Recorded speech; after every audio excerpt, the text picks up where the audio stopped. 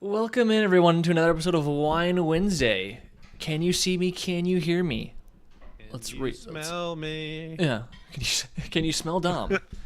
Put in the chat, yes or no. Makes me think of that old Verizon commercial. Dude, can you hear me now? Can you hear me? Welcome in, everybody.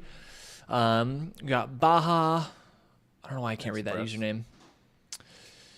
I'll just say AO, I try JJ, that one all the time. Daria, I don't get it. Wayne, Fran, Philly, more Wayne, more Fran, more William, Joshua, JJ, more JJ. Awesome. Honestly, I think it's that we got the main crew who always pops in first, and then we always have the stragglers pop in later. But that's all right. Everyone's got their own schedule. You're in luck. I confirmed with Mr. Kurtani himself. He will pop in late as usual.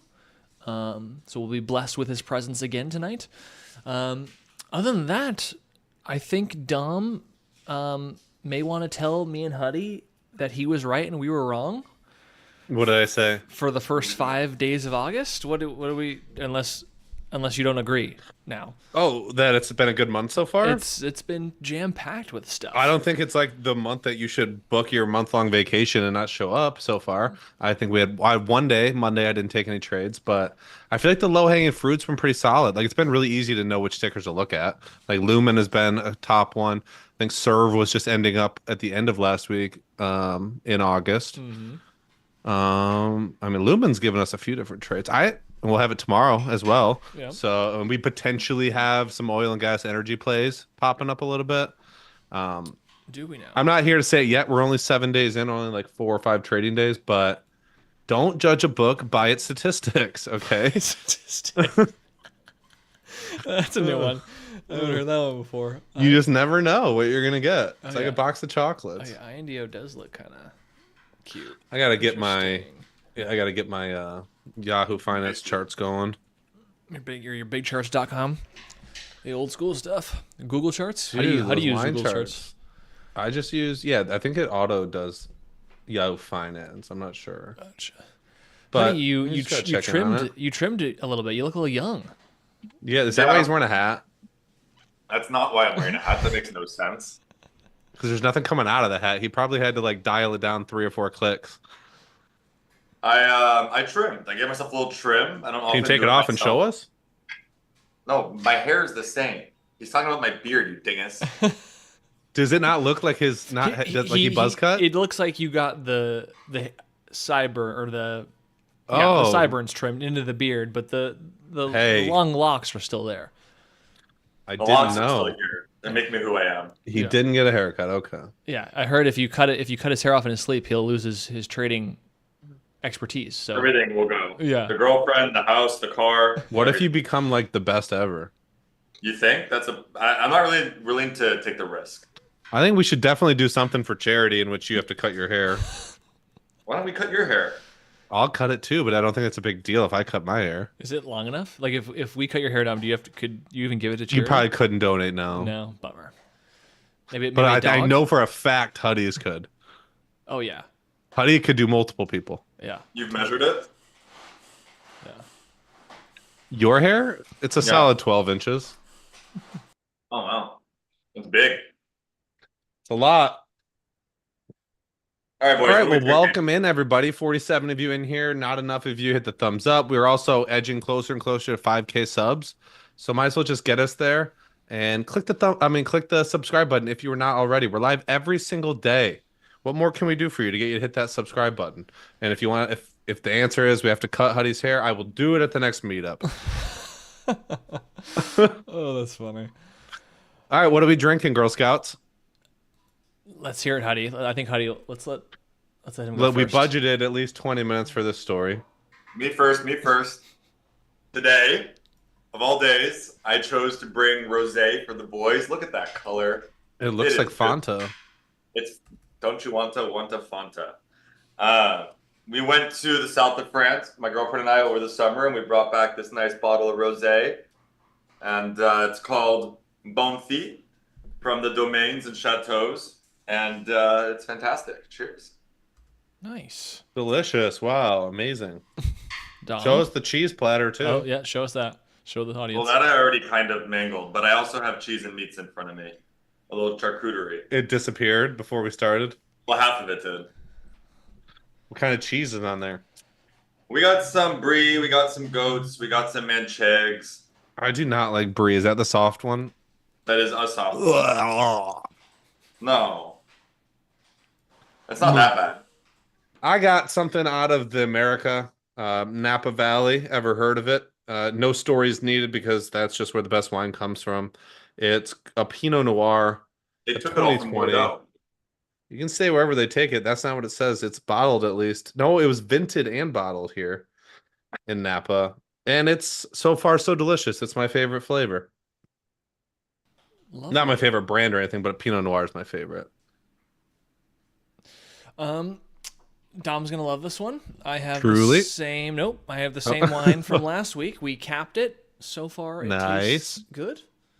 Mr. Charles Shaw, Pinot Grigio, 2022, California. Doesn't taste too bad. However, this will not last next week. This is the last you're gonna see this. So very exclusive bottle you're seeing here. Fantastic.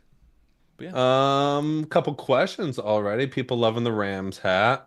Jack Kellogg says Huddie looks like he's 12, maybe 14 years old. Someone wants to know if there's any promo codes for joining Clover this month. I don't think so. Not in August, yeah. Is Labor Day coming? No.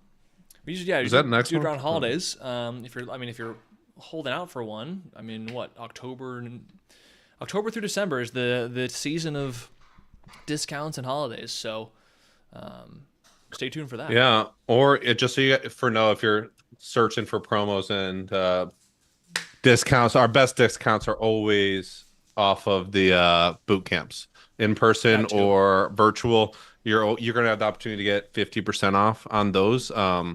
And we don't run those often. We make sure that we incentivize you guys and give you the most value possible. Like, first of all, I think those boot camps are like the best in the business in terms of value and what we try to offer you guys. But we also give you, I don't know what's so funny about that. No, I'm laughing at Huddie.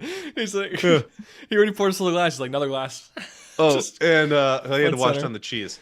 But and so we try to also reward you during boot camp. So just remember that. Keep it in mind. I think last time we did the math on the discount for the last boot camp was like $275 for the virtual, which was 3 days of boot camp online, and then you also got a pretty amazing discount that saved you more than that, I believe. Oh, 100%.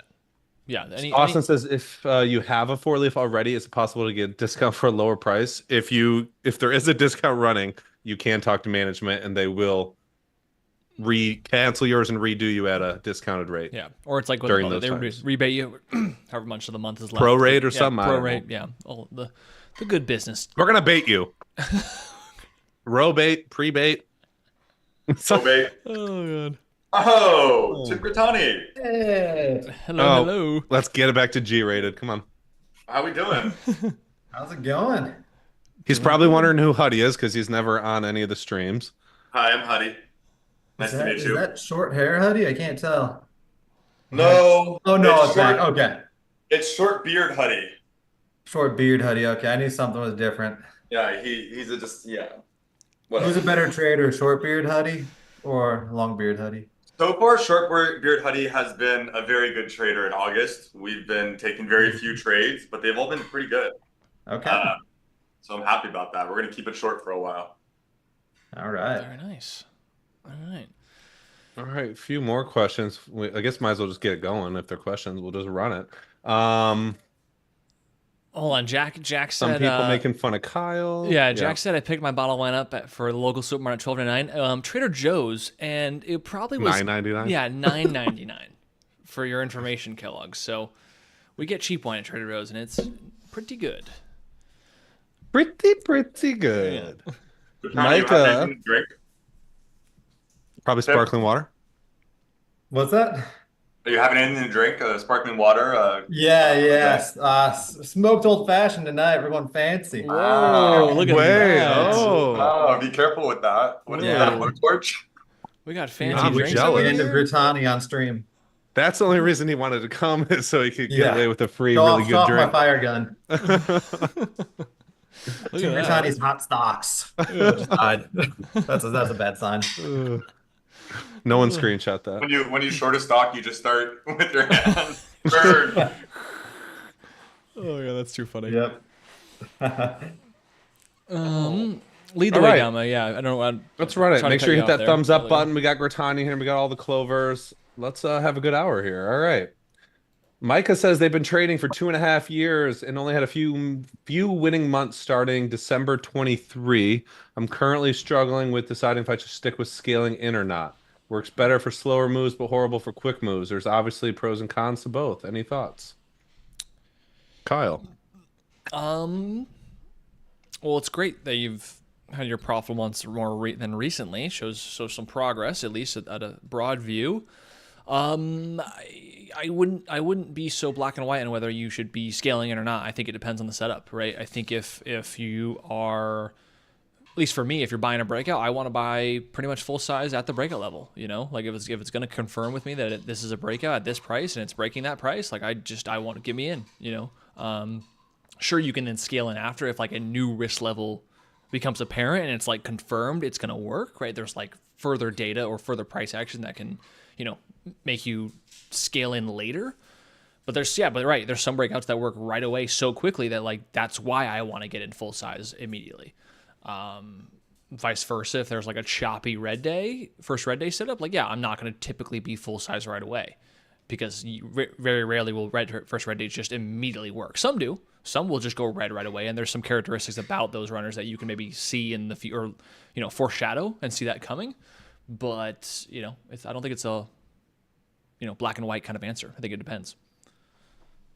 Yeah, I have strategies in which the plan is to scale in, and then strategies in which it's to get it all at once. Due to the nature you mentioned there, like sometimes the move happens fast, sometimes it's slow. You can generally get an idea of what's going to be the case. You know, sometimes that stocks that you expect to be slow just rip, and that is what it is. And you're just not going to make as much. But like for first green days or reversals for me, those are moves that generally happen in the first 5 or 10 minutes of the day and are quick, you know, 15, 20, 25% in 10 or 20 minutes. And so I don't want to be sitting there trying to add. I just want to get my size closest to my risk level and then scale out. Whereas breakouts, like the whole goal is to get involved and then know that my plan is to build in as we get closer to the breakout level, as we have high day breaks, as we get in after hours, and I plan on swinging. So I think it's pattern by pattern. And if it's something that you struggle with, like you have a lot of trades in which you're not making as much as you need to or want to based off your stats because you are trying to scale in, then I would maybe consider just doing the one size fits all and just getting full size on all your positions right off the bat, and then scaling in, like Kyle said, if you have a new risk level, if the play changes, because that is something that can really kill your stats. If you never have full size on your winners and you always have full size on your losers, you could be trading really well and still not be making money. Yeah, scaling in sucks. Yeah, I hate scaling in. I just nut up, push the button when it triggers your entry. You have your risk in mind. Just nut up, hit the button, and let the trade ride. Those are always my best trades. It's not the ones where I'm dinkling around in the chart for like 2.5 hours trying to like get the most perfect average. That's just a waste of energy. Yeah, and then the time to add is later when you can move your risk level and then just keep yourself at full size, or maybe even like then you're down to half size because you can add shares, but your risk gets so tight that you don't have to risk quite as much. I feel like, and like that, all that being said, I still unfortunately do take the starters all the time, and I feel like they're like my worst trades. Where I just take these paper cuts left and right because I get impatient and I just I want a piece of the action and my inner degenerate's going crazy. And then it gets even worse because then I take my paper cut and then I'm like, oh, well, crap, now I need to get revenge on it. And so it really can spiral out of control. I probably would have saved myself like 100K over the past like month and a half if I just like stopped doing all the starter crap. Yeah. Very It's nice. tough. Yeah. It's tough to tell the demon on the shoulder to shut up. Is that Jack Kellogg? It's Mr. Hi, Kellogg. Jack. Let's see. The camera's focusing. Whoa, we got picture for Jack tonight. We're in for a treat. Maybe. Kellogg made a comment earlier about Huddie's beard, and I want to mention that most recent pictures I've seen of Kellogg's got that lumberjack beard going. Yeah, He's got that. It's thick. He's gonna start braiding that thing next week. Another thing that he's better than me at. Growing a thick beard. We made him Growing a shy. fake beard. He's probably shaving right now. You're right. Yeah, we scared him away. Yeah. Oh, he looks good. He looks like James Harden with it. It's like a dope beard. Oh, that's sweet. funny. That's cool. The white version. The white James Harden. Oh, there he is. There he is. Where is he? Put his headset on. Oh. Where's this putting him? It's too bad. Hi, Jack. Yeah, We Jack. were talking about you. He might be. We can't hear you, buddy. You guys Jack, hear me? Hill. Oh, Jack. there we go. Jack Hill.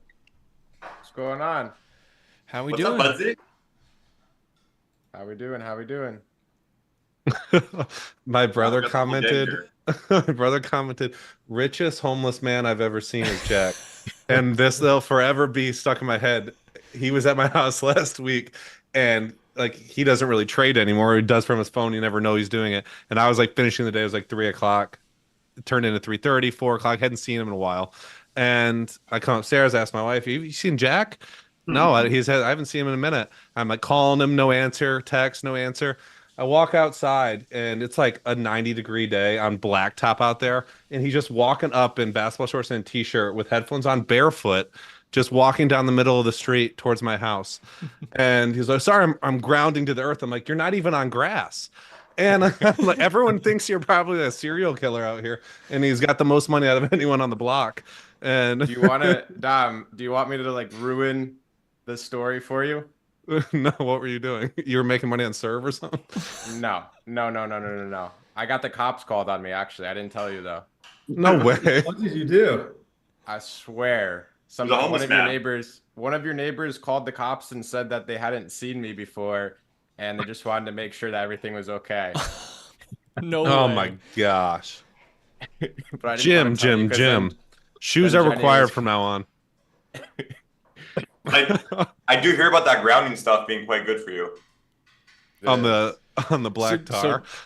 Did you? So Jack, did the cops come to you and then you're like, "Oh, I'm staying at this house"? Like, did they fault? Like, they left you alone, or they never end up? So yeah, a cop, like I was walking down the road at this point, and a cop was like driving, and he kind of like slowed down. And I was like, "Oh, this is definitely for me." And then he got out of the car. I've been here before.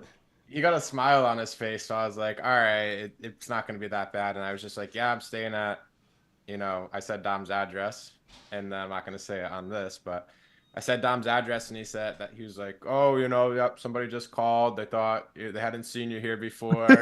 Did you ever see a guy walk barefoot on the street before? They were wondering what drugs you were on. That's hilarious. Yeah, It was funny. I saw him walking down the street, and I was like, "Oh, that's Jack." Oh, that's funny. Oh. That's me. All right, well, welcome in. We're 5 deep, rolling deep today. If you like a question, just go ahead and grab the mic and answer it. I'll start ripping them off.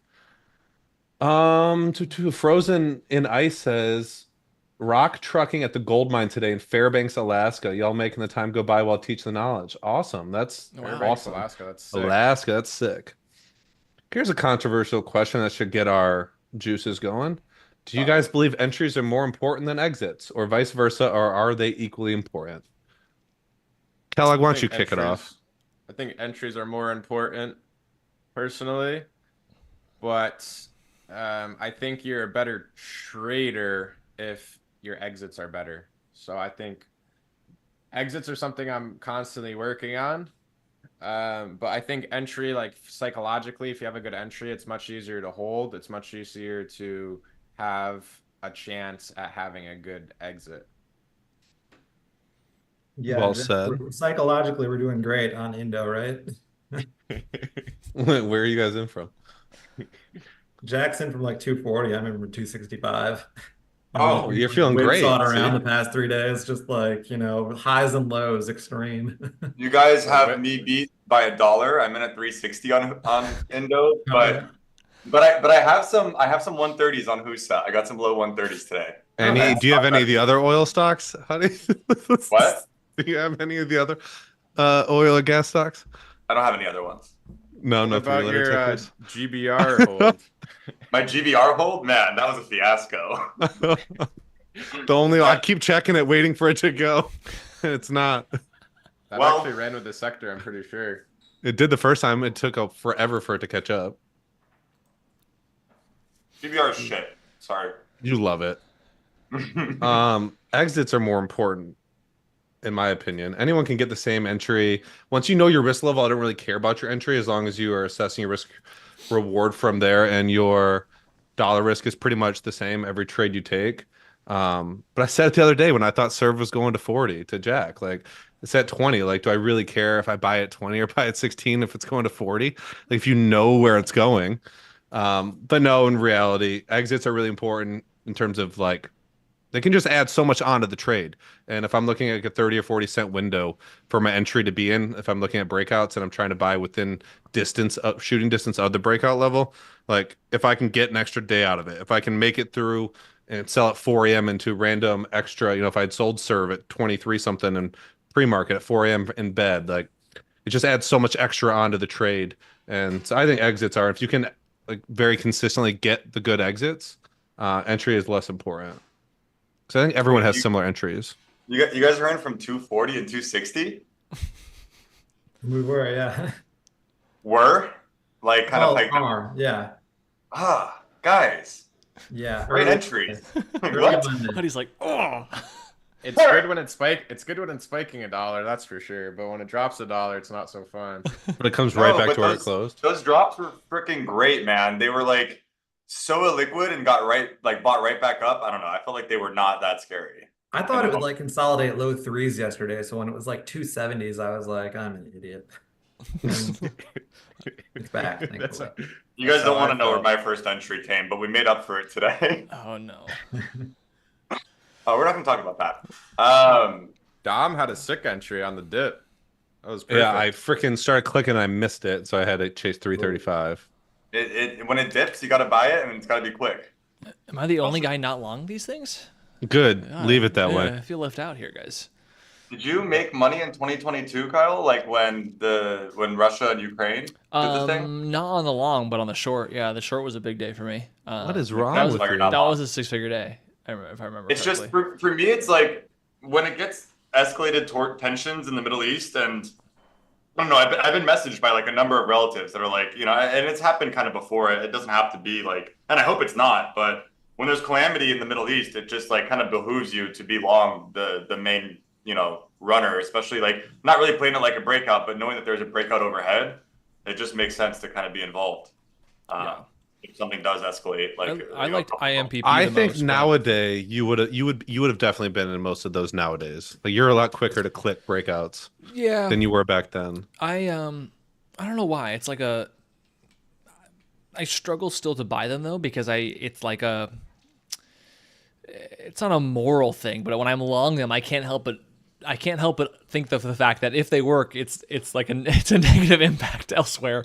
You know what I mean? I don't necessarily feel bad, but I'm just like, I feel like I'd be getting too invested. Like it's like I'm long, and if I'm super long, I'm like, let's see what scary news happens overnight, to make it work. But it doesn't have to happen to make it work. It's just trade the patterns and not know what's going on. That's probably the best way to do it. I also think this like maybe I'm reading too much into it, but USO, like the United States Oil ETF, got a big bump today in price, and like the main thing that sent all the stocks into like a frizzy back in 2022 was USO. that this like parabolic into like new levels that hadn't been seen in multiple years. Mm-hmm. So wasn't it Exxon too? Huh? Wasn't it Exxon too?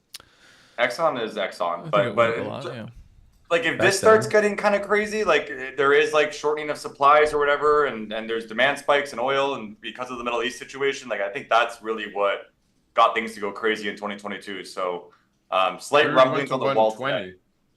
Huh? Crude went from like 60 to 120. It's only up like 5% right now. Yeah. Which one? USO. USO is up like 3% today.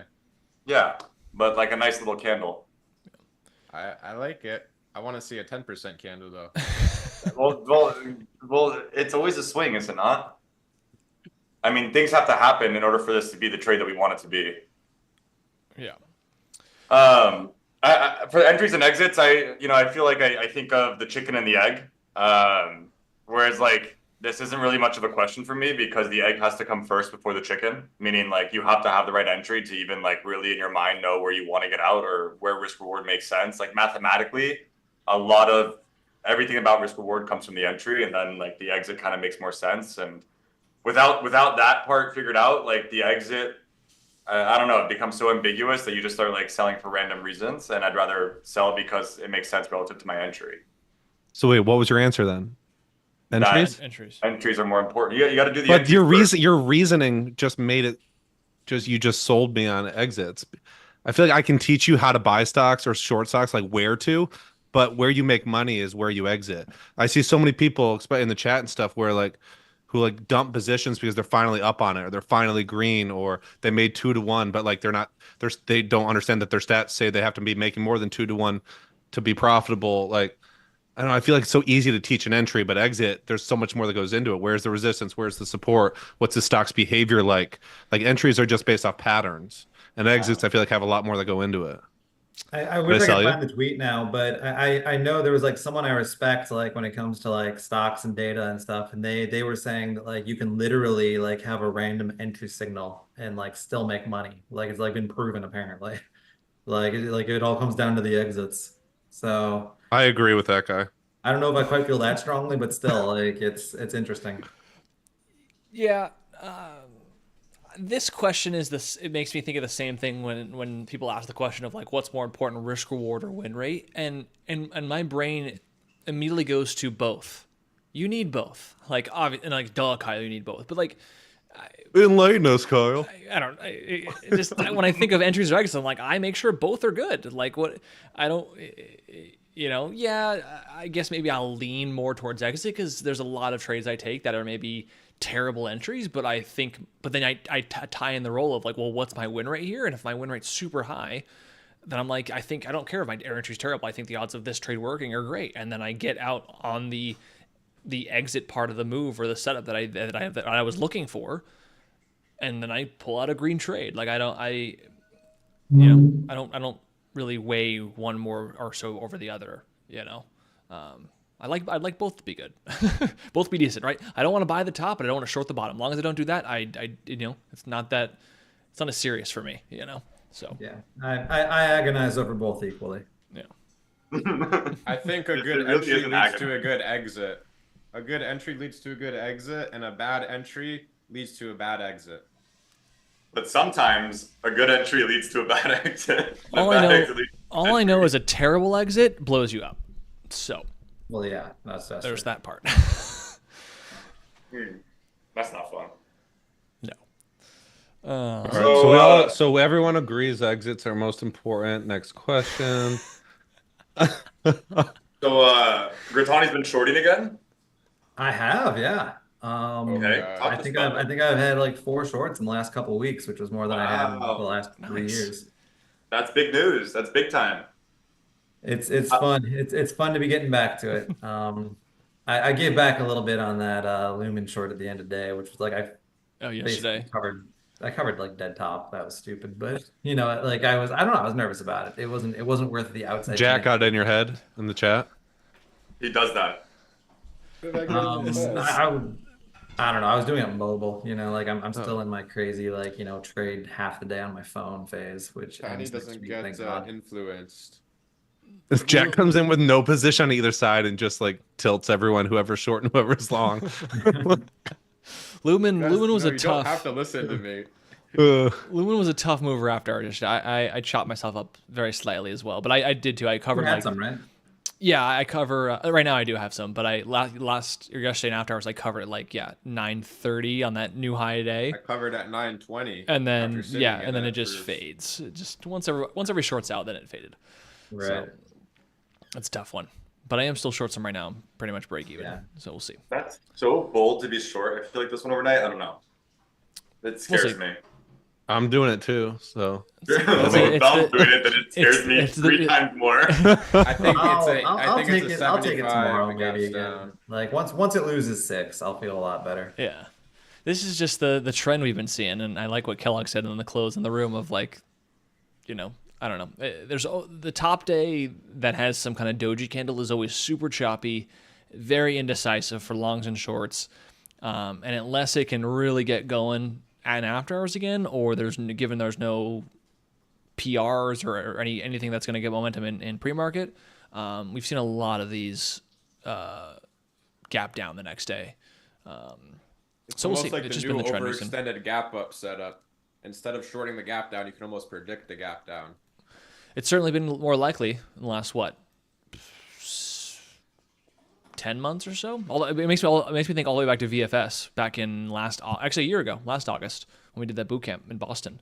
That was a good one. So we shall see tomorrow. Well, time will tell. Yeah, it's been kind of fun to front run the first red days this year, or like the overextended gap downs. But this one's I don't know, feels weird. I don't like that it's easy to borrow, and then it's earnings like that. Those two things bother me so much. Earnings was Lance yesterday. said it was a short. It has to be a short. Lance says it. What was it? Well, Kellogg said that Lance said it's short, and I was like, if Lance says it. Oh well, yeah, Lance. But anyways, Okay. how do you guys feel about? How do you guys feel about the Nasdaq crashing now, or do you guys think it's normal? It's a normal, real bad correction. It's not even, guys. The Nasdaq's not even. I mean, I knew it was scary. Don't get me wrong. I'm not gonna sugarcoat how scary the event was, but like, It's still eventing. it's still happening, and we're only down, what, 12 to 15% off the highs. Like that's. Is it that much? Yeah, I mean that happens at least once a year, right? Like there's always call it 10 to 15, maybe call it 5 to 15 in the range. Like there's always some kind of correction. I'll tell you, 90% of all years have a 13% pullback from the highs every year. Yeah.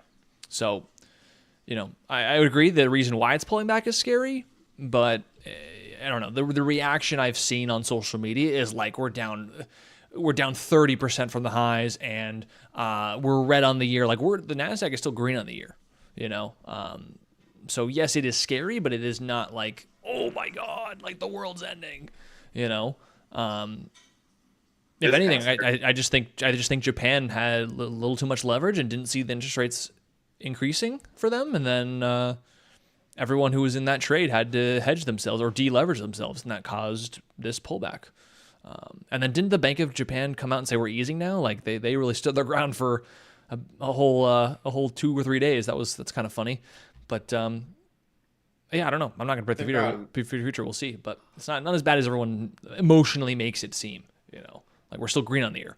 So On top of it too, we had the UK having a civil war. We had the Iran and Israel kind of flutter back up, and obviously the Japan thing. I think there was one more negative thing too, but it was just like a combination of events going on at once, and it led to. I was freaking out a little bit on Sunday night, to tell you the truth. It was so much stuff going on. no, yeah. I mean, not to downplay the news. The news is definitely like all the combination of it all. Like it makes sense why it's as emotional as it is, but when you then look at like the numbers of things. Huddie stat that he just said, and then just looking at the chart and then looking at like how we are in the year, it's not this disastrous thing, so, but it could be, we'll see. I mean, we can't really tell the future, but you never know. So My long-term portfolio took a hit. It was sad. well, I think everyone's did, but Down like 10% from my highs. Yeah, it's not fun to look at. It was fun to look at like 2 weeks ago, I have one of my dad's almost retired, and so naturally he has friends who are also almost about to retire, and they'll talk to me sometimes about the markets, but they don't talk to me about like day trading. They talk to me about like overall markets just because they know I'm at least aware of it. And yeah, if there's like one bad day of like down 1% or 2%, they're like, oh, gotta work another year. Like this is like everyone wants the markets just all-time highs at all times. It's just funny. So, is anyone going to Traders for a cause this year in this group? I just want to get a show of hands. Kyle? I'm like 60%. Like I'm figuring it out. 60-40 Gratani. Yeah. Kellogg, Dom? 0. 0. And okay, I got that, Jack. What date is it? Do you know? October like 11th to 13th or something like that. Because I was thinking we should all golf together. I don't golf, but I'll drive the cart. It's Kyle like Ryan poker was all hard. over again if I golf with Kyle. You know what? I was thinking we should spend the whole stream doing a mock draft for fantasy football, but I didn't think the viewers would like that. They wouldn't. But that's That would October. be so fun though. You can't do a draft in October. You'd get some football fans No, in. I'm talking about like right now. No, Oh. Not that we have each other here. Oh god. All right, Guys, fire up the I've mock done- draft. Uh-huh. Fire up the mock draft. You No, guys, we don't we have- have college football before we ever have to worry about that. So can we enjoy the best sport in the world and then fall back onto that when our teams have 2 losses? All right, I'm just saying that football's less than a month away from starting, and that okay. Game of Thrones. I don't know if you guys are House of Dragons viewers. I personally watch it. Don't because- spoil anything right now. I'm just gonna tell you why I watch it. Okay, I think it's a horrible show, but the few episodes where there's dragons involved, I am here for it. I am all over those episodes. So What? we have one. We just had our season finale, and so now we have to look forward to football. Yeah, college football starts in like 3 weeks or less. I mean, that's good too. That's the best. Could Wow. have started again, Dom. Come on. When are we gonna have another Clover poker night and let Cody beat us all? We Well, don't invite. We yeah. won't invite him anymore. You know what? Something I realized about being a trader is I don't like losing. Like I don't like being wrong. Like more than the loss itself, if I'm wrong, I hate it, and I don't like playing poker against Cody. It's not fun. I But we'll won't do play it. We'll again. do it. It's a spectator sport. Yeah. I actually was training with Dom's brother when I was at his house one night. I know all the odds now. You memorized it all. Oh, of poker. I did memorize all the. Good all luck the trying to odds. beat Kyle with all those odds. Gotta He play doesn't the even know the players 2 cards he sometimes. has. I got a 21. Oh, you're going down, dude. Did I tell you guys that story? I think I did. I had a friend who didn't know how to play poker at all. Like didn't even know how to like what a straight was, right? Or what a pair. But if he had 20 Nice. Good salad. It's not a bad hand. It's not bad. Yeah, so if he Depending had on the flop. 21, you know, he went all in. And so then we knew it. We're like, he either has 21 or he has something that is actually good, but he doesn't know it. So eventually we made the rule that like if he can't tell us what he has and why he beat us, then he doesn't get the winnings. We're like, you have to tell us why you have a straight right now. Like, what does that mean? He That's goes, a "Don't-" rough house rule right there. And he's like, I have a queen and an ace, so like 21. I'm like, oh my god, you know. This was the Joker's message in The Dark Knight. Like, introduce some craziness to the establishment, and you make everyone lose their fucking minds, right? Mhm. Like, go all in on 21. Why? Because it makes no fucking sense. Everyone will fucking freak when you win. Yeah. That's what Botsky was doing. We played in person the other night with Jack and my brother and Botsky, and you never knew what he had. He kept going all in. I think he took all Jack's money too. That's He funny. did with some BS. He didn't know why he was going all in. I was playing the player, which is dumb. So in theory, we have 2 open spots for our fantasy football league that starts the week before August or September 8th. Is And we're Basquiat? going to have some tryouts for any of the audience members that want to join. It will be a fight to the death. Or we can just offer to put 5K in the prize pool. Who dropped out, Hoodie? Well, I don't want to slut shame them, but I will. Number 1 could be Jack Schwarzy. No. He said, well, I didn't accept his rejection. I didn't accept it. I said, hey, I noticed you didn't respond. Okay, not worried personally, but just want to count you in. And he said, I don't think it's for me this year. And then I said, wrong answer. And then he said, well, if you have no one else, then I'll do it. So that's great. We got him. But I don't want It someone sounds like that's he's not going to their make his team. lineup, so that sounds ideal. I don't want someone that's not sitting their team. But let me tell you who else said this to me last year. Tim Lento gave me the same response last year. Said, you know what? If you need me, I'll join. And then he won the league. So He was annoying. Told me he watched That's it. how Why it are we goes. not That's forcing what Kyle to be football in is. it? It's I like don't. free- it's a I'll be misery. an easy. I won't watch and pay attention. Then you're just gonna. take I my don't money. think I've ever watched an NFL game besides the Lions. You can do that without. Kyle, It's just a luck. numbers It's just game straight at the end luck. of the day. It's a numbers game, man. You'll love Huddie it. will pretend it's skill, but it's just straight luck if your players don't get Try hurt. it for 1 year. Try it for 1 year, man. Reception, That's it. reception. I'll pass. Kyle. I Kyle. Kyle, We it's can here have an that or eight-man golf. league. You gotta pick something. Mini golf. I'll meet you halfway there. I'm a big fan of mini golf. We'll do that. want to play Kyle in a game of horse. Like, you can do that too. Basketball? And I would I'm take not talking Kyle. about basketball. What? Like riding horses? All right. Lead the way, Dom. You guys need to ask more questions. There's a lot of comments, but not a lot of questions. I think they like when we just talk to each other. A lot of people saying how right I am about exits being more important. I knew you were gonna read that comment. Right. I knew you were reading that thing. Some people are How do you saying scare I my guy? knew INDO would continue. Husa popped in sympathy. Yes, it did. Are you guys fans of Marty Schwartz? Is that the Marty Oracle of Omaha? Who? No idea who that is. I don't know who that is. Is that a Show me wait? Is that a yours. Market Wizards? I think he is. That name rings a bell. I think he's from Family Guy. Let's go.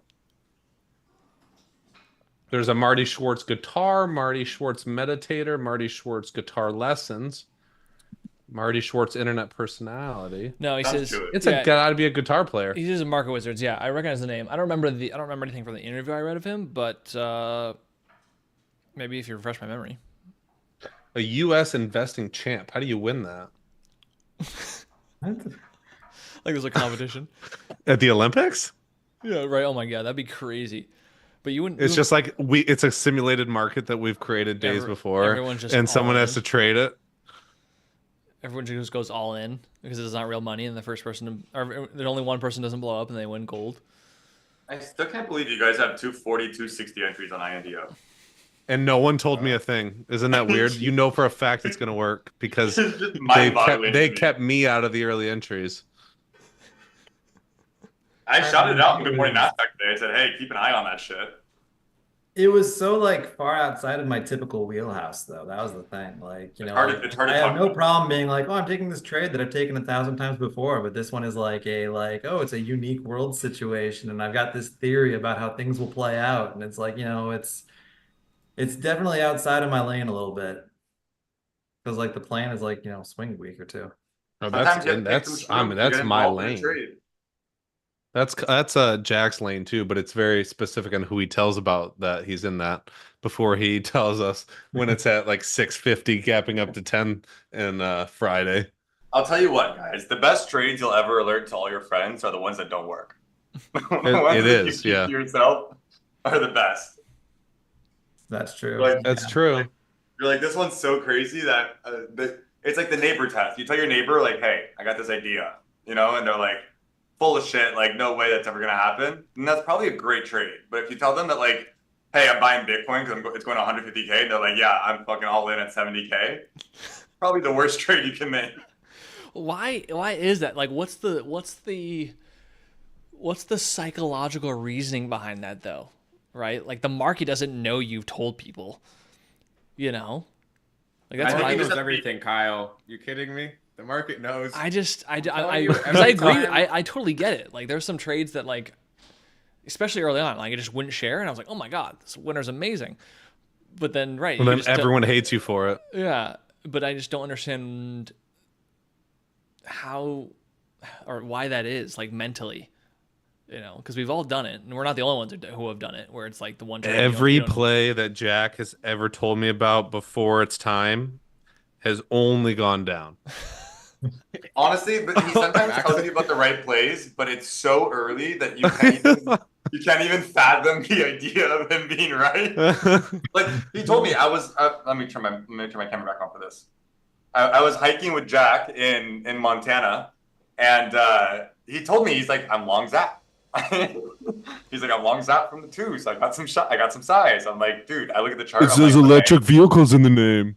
I was like, okay, great. I'll see you at 4, like when I buy the breakout. And then like a day and a half later, it's at like 17. I'm like, dude, what?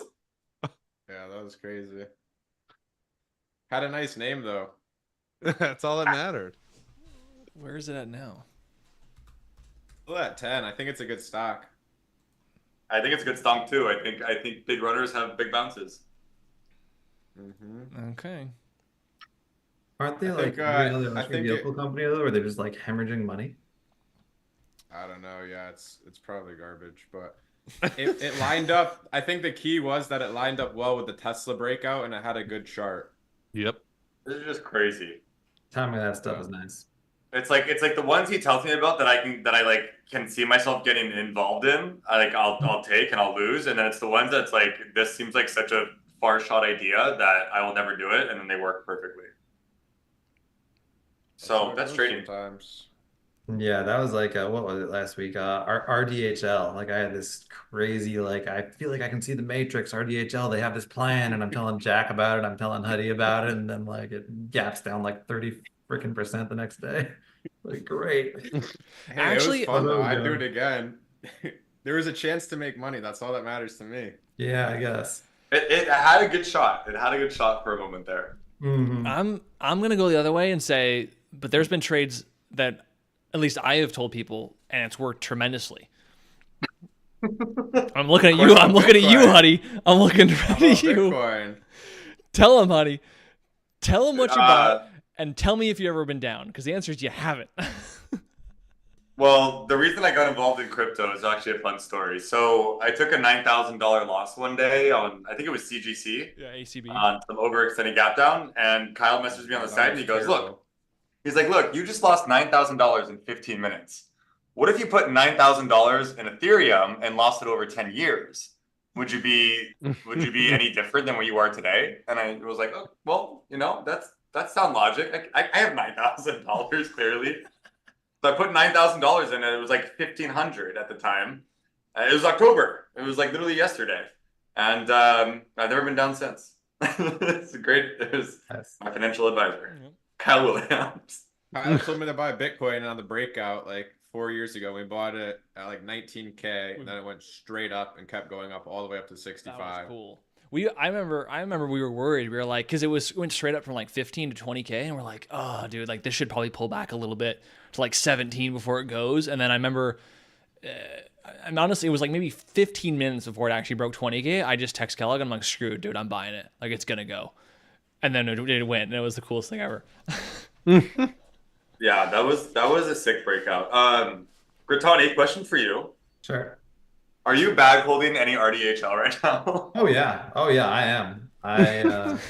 Because it was one of those annoying cheap ones where it just dropped like so much so fast. It was like, why the hell would I sell it right at support? Like I might as well just hold and hope at that point. So And then I'm still holding and hoping, baby. It's I've got my faint glimmer of hope now, like 20% up today. So and like in theory, like my idea, like my see the matrix moment, like it's still intact. Like they really need to raise money and they can't until they get the price higher. So this is exactly how I lost 400K on that stock like last fall. So let's do it again. Why not? the one that started with an A. I remember it. AVGR. That's what it was. It was AVGR. Happens. I think that's the tricky thing with like listed stocks, which is like was never the same with OTCs. It's just that you have to have this kind of wide risk mentality. Mentality. Yeah, I just did it with too much size. I don't mind the wide risk mentality. I just shouldn't have this kind of size with it. And like I'm glad I sold a third of it, like when it bounced back up into the 70s on the gap down day. But like I really should have sold more. Yeah, that'll be the crowning moment of this trade. Maybe it'll come back. It might. I might get really lucky. It's certainly possible. It's happened before. We'll make a bunch of money on That's IMDb. never happened for me. We'll pay for our losses. Surprised that evil short seller Kyle's not shorting it. He loves shorting 30-cent stocks. Well, it's up too much still. You check the one where I'm shorting it now, buddy. You see? Kyle, could you get yourself squeezed so I can exit, please? Do you see Kyle's where shorting you VBIV, Fifi, dude? And you see where VBIV is today, dude? I should have swung that sucker. Freaking. Is that the one that delists tomorrow? Yeah, I covered it at 12 cents. It's at Bro, 5. it's at 4 cents. It's at 4, dude. Whoa. I literally looked at it. I'm like, well, this thing's up 200% and it's delisting in 2 days. Like, of course I'm shorting this.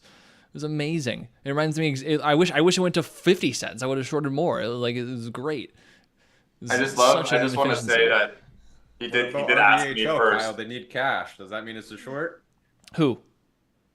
RDHL? RDHL. No, they can't. They can't dilute Who? until they can dilute. No. Who's calling my name? Put me in, coach. FFIE, they can dilute. I almost positive they diluted today. It's ugly, all day long. So 22 cents. No, man. no split date yet on that one.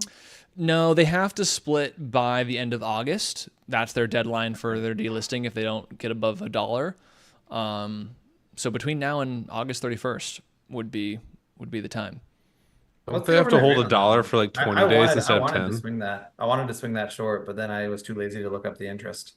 And plus the 250 rules. Just Oh annoying. yeah, the interest is really low. It's like 7% for the year. Oh sweet. That's Yeah. that's nice. So I how should've much done it. how much BP are you using to swing short that? Not enough.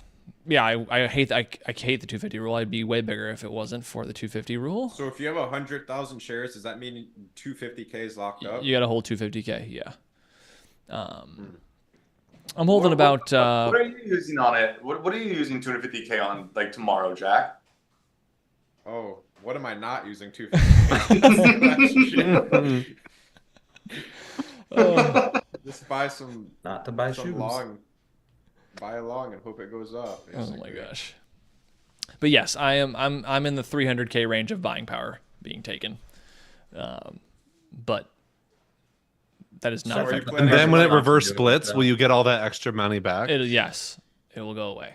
Oh, that's a nice little caveat. Well, it's over. Yeah. Well, I should say sorry.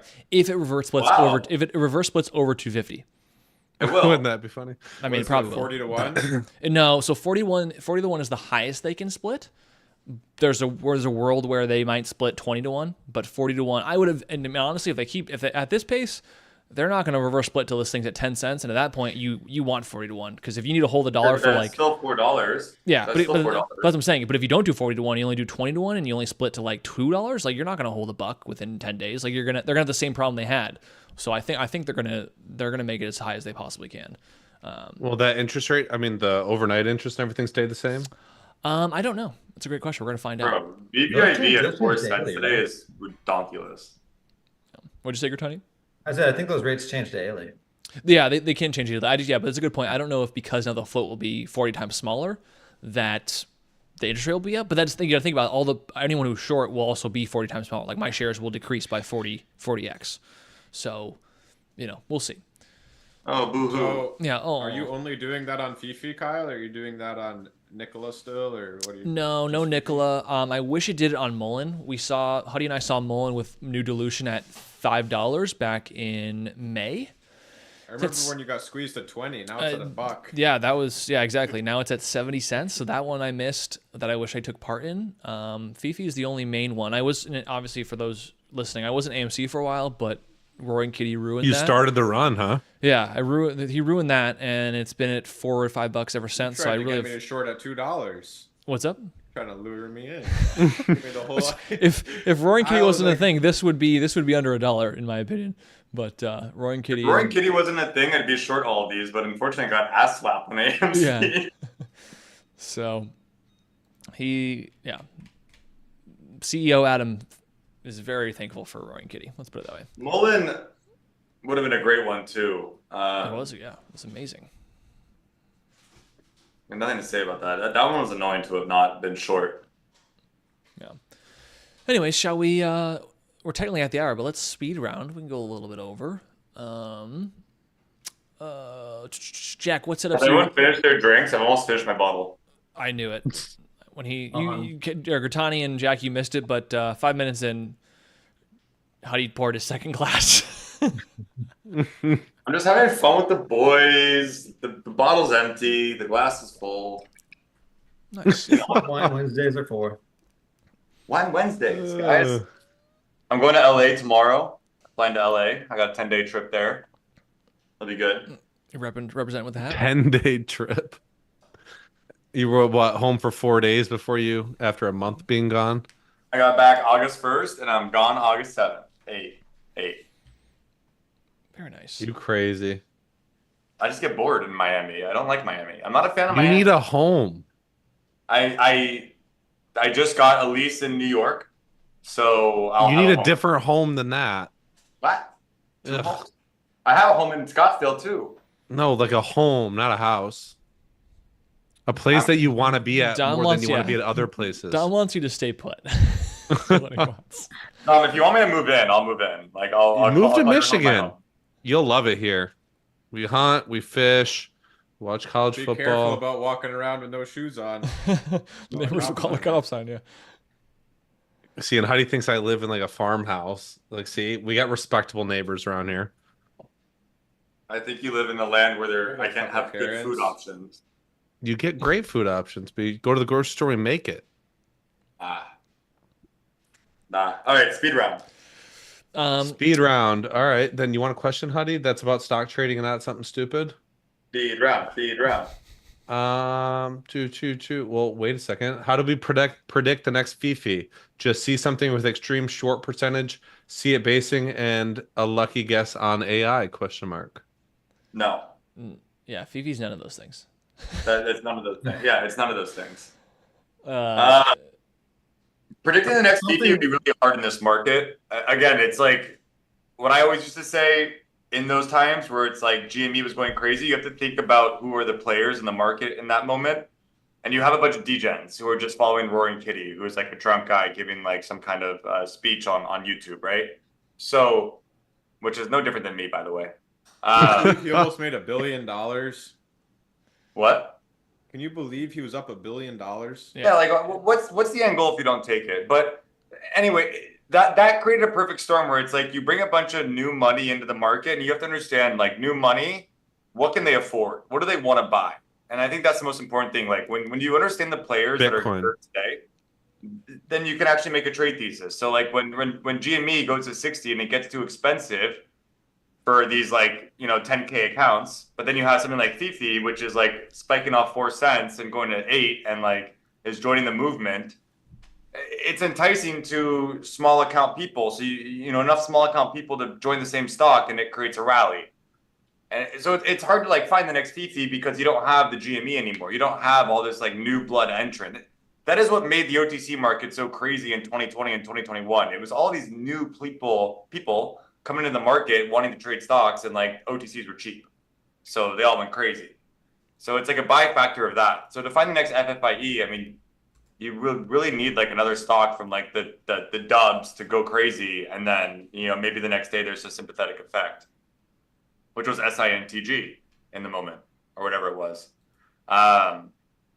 It's hard to imagine that happens tomorrow. It's not the right market environment for it. I don't even think you want to find the next FFIE. Like I think you'll be way better off if you're the person who can trade FFIE where you buy it like 5 times and sell it into the spike every time. Because like if you just spend your time unicorn hunting, like you're gonna let so many big winners fade back and give back all these unrealized profits over and over and over again just to like nail the one eventually. Right. It's like you're looking for a lottery ticket versus being consistent.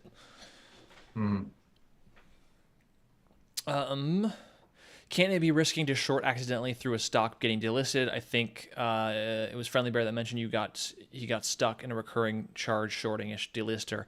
Yeah, you just need to make sure that if you're shorting a stock while getting delisted, that it's going to get delisted to the OTC market. If it's going to get delisted to nothing and then just be a zero or be private until they go to zero, yeah, you want to avoid that because that's when you'll pay overnight interest, and I don't really think there's ever a way to stop that unless I think you can give up the position, but if you give up the position, you're giving up any profit that you have on it if you're short. And I don't even know if that's an option. I've heard that being an option sometimes. I don't think it's like a guaranteed thing that you have that as an option. So yeah, you definitely need to make sure. And that's why typically anytime there's been a delisting play that I've played, it's like I typically have held short until like the very last, either the last day or the last hour to the close, like until they delist, because then I'm taking the meat of the move and I'm not having to take that risk, of them getting delisted. So, or being in the delisting. So I've been in the delisting while long. So is Kellogg. Because of Jack Kellogg. My doing. I remember LYLT, the day it turned into LTQ, and I was already bagged, and it was like over with. And then it was like in my account for like a month. And then all of a sudden I showed up one day and it just wasn't there. I didn't own it anymore. And I don't know what happened. Like, how did it just disappear from my broker? But they took it out of my hands. For a 0? I don't remember because it was, I don't remember. All I know is I wasn't long anymore. Sold it at like 2 cents for like a 90% loss. That was fun. That's fun. That was awesome. That was fun, 90% yeah. losses overnight. All right. Lead the way, Dom. Last couple questions. Last question or two, or let's just Huddy do. needs a wife. Huh? Someone said Huddy needs a wife. Someone did say that. And then I You need a bet. home. You have a And then I wife. bet You on need a football. home. You know what's crazy though is I actually don't bet on football. I play a lot of fantasy football. I probably have like $400 invested in Underdog right now. We'll see. That's gonna be a fun season. But I don't actually bet on football games throughout the season because I don't like the risk reward doesn't ever make sense to me. Like I can never get football right. Like I don't care how much I know the teams and I know the players and I know like coaching staff and I know everything about football. I like just random shit happens where If it's you like, knew that, you'd be betting college, not the pros. Like where I deal enough. They with don't it. even have home field advantage anymore. I deal enough with it in the stock market. I don't need the added like. If it's a really slow week in the market, I'll bet on the weekend just to like scratch the itch. But otherwise, I hate betting on football. I do not get it right. I'm pretty good at betting football. The problem is I take those profits right to the fake slot machine. Jack, remember the slot machines in Montana? What about them? Well, they were good. Yeah, you made money. I didn't. We paid for the day. We paid for our breakfast. We paid for our accoutrements. Jack, Everything. any tips on holding your winners during swing plays? Just make up a mysterious price target that you think it's going to go to and try to keep holding. And then the key is, though, when it doesn't look good anymore, then you sell. But if you have a high price target, you're not going to sell while it's going up, right?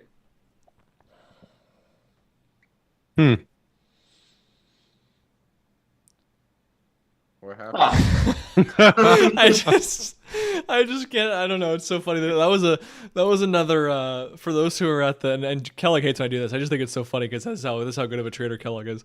That was a moment that immediately took me back to our Arizona boot camp where Kellogg was just giving a speech. He goes, "Yeah, I bought here, took a nap, sold there, made 50 grand."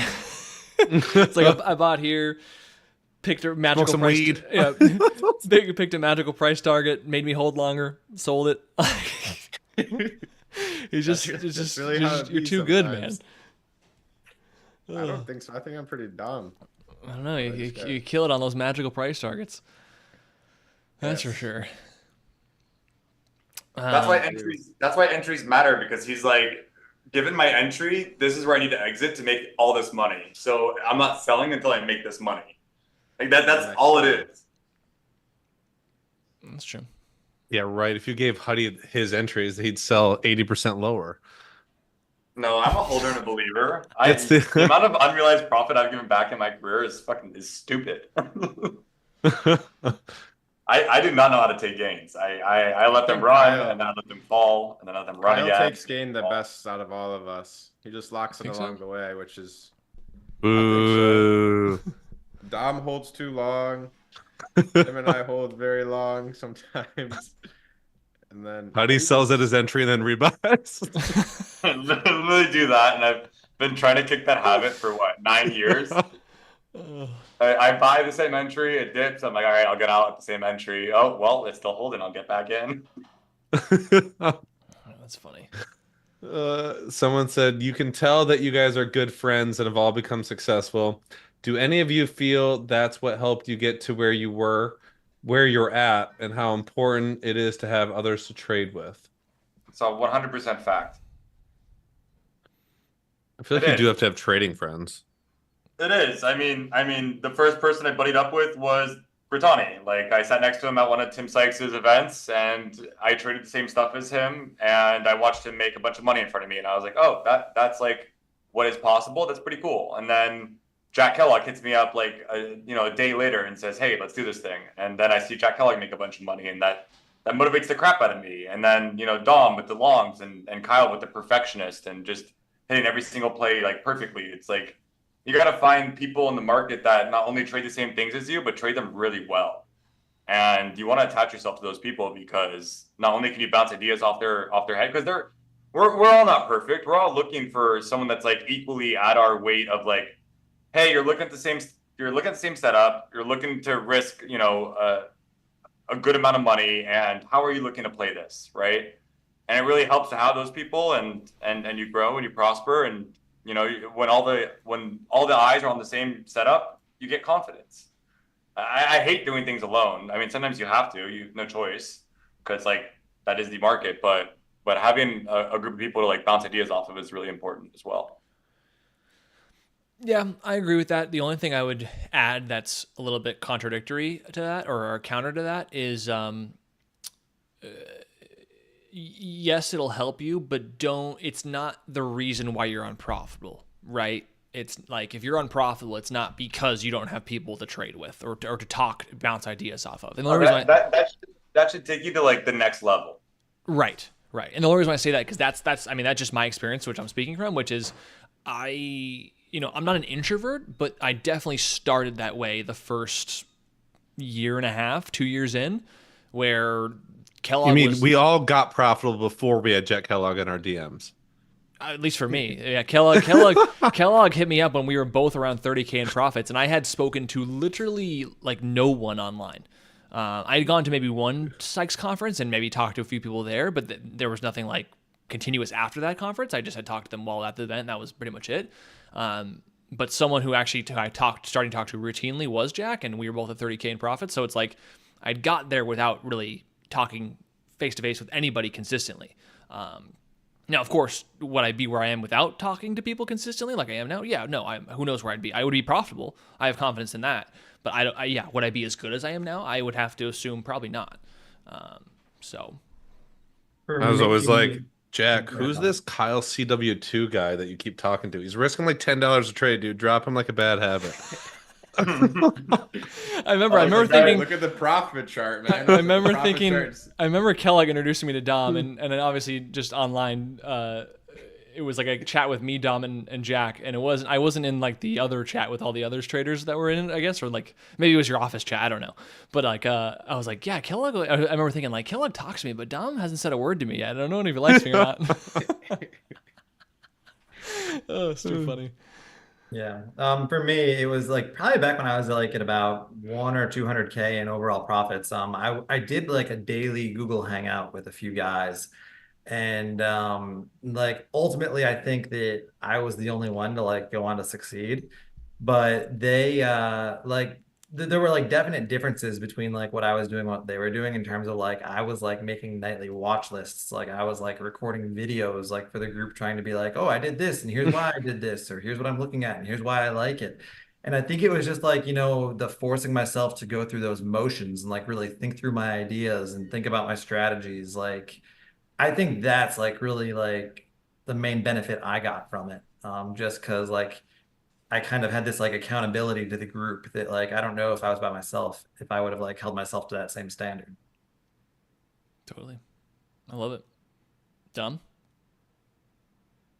Was there a question? Well, I guess you got any thoughts left I on mean, yeah, I agree. Okay, and to kind of Gertani's last point there, I was kind of in those groups as well. And I think what it does teach you is like if you kind of like take to heart the whole 90 or 95% of traders fail or lose money in the markets thing, it can really open your eyes when you know exactly what other people are doing, whether you're doing enough or not enough.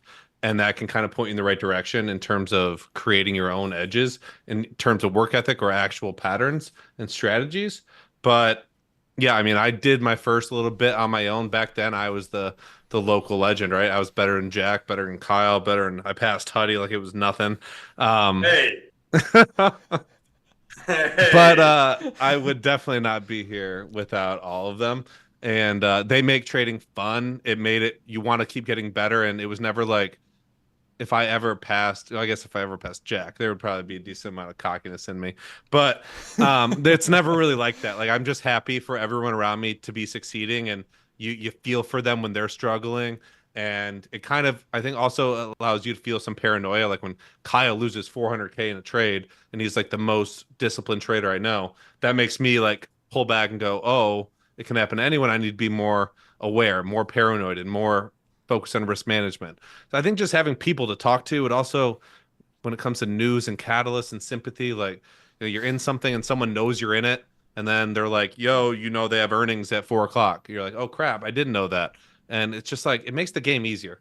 So I have always been an advocate of get a group of people, whether it's 1, 2, 3, 7, meet up every Sunday night, meet up monthly, go through your stats, go through your numbers, make each other better, push each other, because it is, such a lonely independent sport, whereas making it more of a group thing, I think it is possible for other people, for everyone to succeed in a group if they're all doing the right things.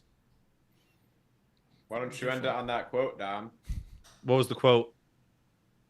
If you want to go fast, go alone. If you want to go far, go with the group. Did I say that? Because I've heard that recently and I agree.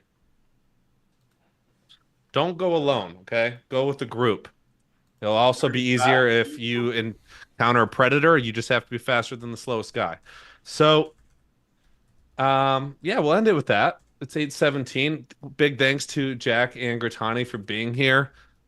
Whenever they want to show up, we're going to allow them in here. So if you guys keep showing up, we'll keep having you. We will never kick you off. The people love it. Your answers are awesome. I think it's super beneficial. Maybe next week is a poker night. Maybe next week is a fantasy football draft night, like a mock draft. Poker. A mock draft night. I hate the regular draft. You want me to do another one? Yeah, I feel like if we're gonna do a live stream for a draft, it's got to be the real deal.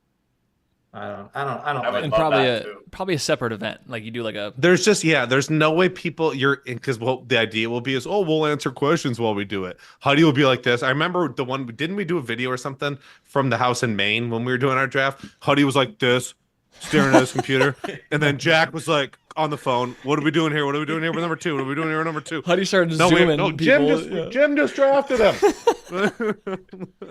It's like And it was like, Huddie, it's your turn to make a video. He goes, I'm drafting.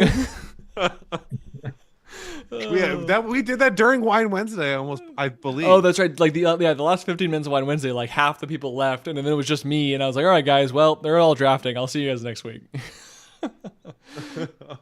Dude, So we're all excited and we're going to get it done. Yeah. So yeah, I mean, totally. The draft live would be cool. It just advertise it as live separately on like I don't know, Thursday or Friday or something, or Tuesday. Kyle, are you gonna actually be our friends and join? Just join. Come on. I'll join for free. It's my basically God, dude. free. Is it? For you. It's like For one you? night of It's like what you overnight spend. interest. It's like what you spend in commissions a day. Come on. I One just, FFIE.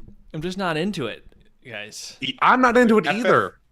FFI Just equals pretend- 2 cents every day. Just pretend they're That's gonna keep basketball going. players. I do like fantasy basketball. I've only played once Yeah. though. That Just is, pretend they're you have basketball to be players. so on top of that. I know that's why I like it. But No, this is good because all you have to do is set your lineup once, and the whole goal is just to be like not last. It's fun. Well, like that's look. the only goal. Look, we got a team. We have 8, maybe 10 people that are in the fantasy football league for this year. We can do a live draft on not a Wine Wednesday. That'd be fun. Like a Friday night, Yeah, it's. and we also it's like us- we make us sports four- bets. Us 4 are half of it, and then the other 4 are, obviously they're traders and they're fun, and so that could be fun to do it live. Bot playing? Is he in? who? Botsky. Bot? Bot's in. Matthew Monaco's in. I forgot the other 2. Lento? Evan Strunk is in, and there's one other Lento is it or not in? person. Lento didn't respond. I had to message him on WhatsApp because you don't know where he is. Okay. Also, if you guys want to just hit us up on our socials or at Clover Trading or in the room and just let us know what our team name should be. If you guys are going to be this involved, you might as well make. I'm usually Randy's night out, but I'm willing to switch it up.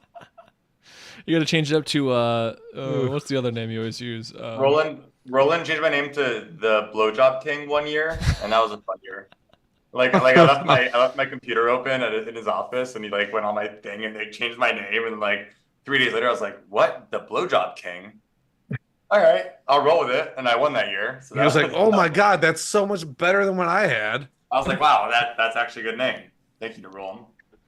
I'm proud of football Furu. I'm keeping that one. Damn, you should be what's it called? Jebediah Corningstone's. I don't know. See, it's harder to think. Yeah, lost weekend.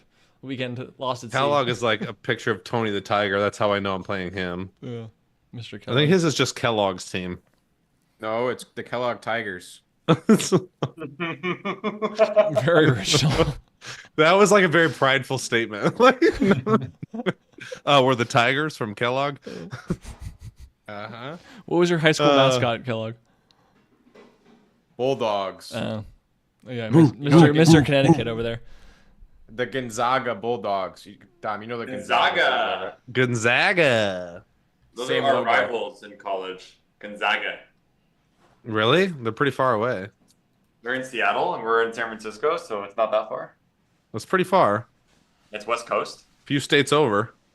It's West Coast. You I want to think argue about I mean, we can argue. I know the West Coast. That's my squad over there. it? Your Bo Nix. The Ducks are in between both of those places. Is that how you do it? All right, everybody. You're done listening. We're done talking. We will be live again tomorrow in exactly 12 hours and 23 minutes. Is that true? Yep. Yeah, it is true. It's accurate. And we'll see you there. It'll be me and Huddie. We'll do another episode, Good Morning NASDAQ, talk you through what we're seeing as far as gappers go and the overall market. And I want to thank you guys for being here tonight. Make sure you hit that subscribe button on the way out if you have not already, because we're looking forward to hit 5K subscribers. And again, big shout out to Tim and Jack for being here, as well as Huddie, because he's never here, so we might as well shout him out as well. For every like and tomorrow's Good Morning NASDAQ, Jack has to pluck a beard hair. So get that thing up there. So get it up there. Please don't like this. What about Jack, this? are you in your new house? Yes. Nice. Oh my god! Congrats. So Huddie, remember how I just closed it out? We can do this off screen. All right. I also have a Bye, everyone. We'll see you tomorrow. You can't, because I'm going to Peace, Badoo everybody. right now.